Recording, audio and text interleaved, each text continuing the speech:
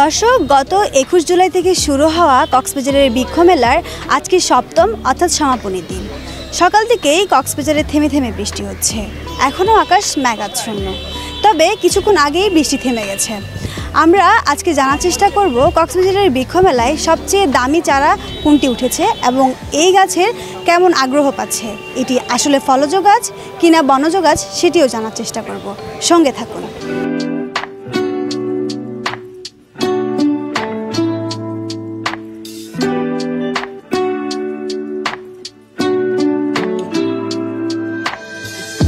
সবচাইতে দামি গাছ হলো রামবুটামের গাছ, আর হলো আপনার মালটা গাছ ছিল, এই কমলা গাছ ছিল, আপনার সবচাইতে দামি গাছ হলো আম গাছ ছিল, খেজুর গাছ ছিল, এই সৌদি খেজুর যেটা আছে সেটা ছিল।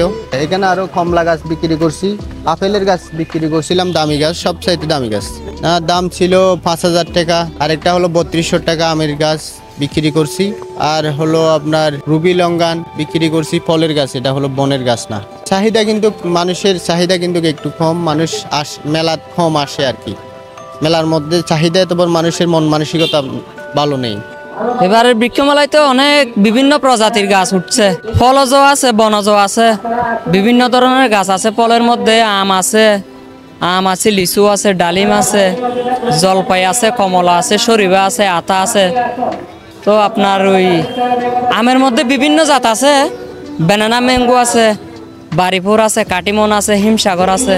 এবারে বেচা বিক্রি আগের চেয়ে অনেক কম। মানুষ গাছ রোপণ করুক, গাছ রোপণ করে ওটা থেকে মানুষ পুরো সেবাটা পাক, মানে গাছের বিভিন্ন ফল হোক, ফল হোক, কাঠ হোক, সব কিছু হচ্ছে মানুষের জন্য একটা উপকারী এবং জ্বালানি হিসেবে কাজ করে। সেজন্য আমরা চাইছি মানুষ গাছ রোপণ করুক এবং পরিকল্পিতভাবে গাছ বনায়ন করে আমরা সবুজ বাংলাদেশ আমরা গড়তে পারি।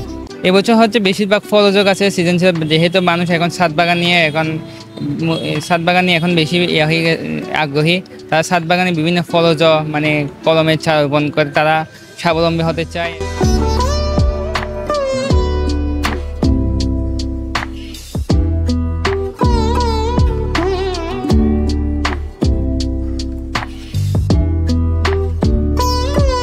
দর্শক, আমরা এতক্ষণ বৃক্ষ মেলায় ঘুরে ঘুরে জানার চেষ্টা করছিলাম এবছর বৃক্ষ মেলায় দামি কোন গাছের চারা তোলা হয়েছে এবং সেই গাছের গুণাবলী কী। একই সাথে আমরা বিক্রেতাদের সাথে কথা বলে যেটি জানতে পেরেছি, এবছর অন্যান্য বছরের তুলনায় ক্রেতাদের গাছের চারা কেনার প্রতি আগ্রহ অনেকটাই কমে গেছে।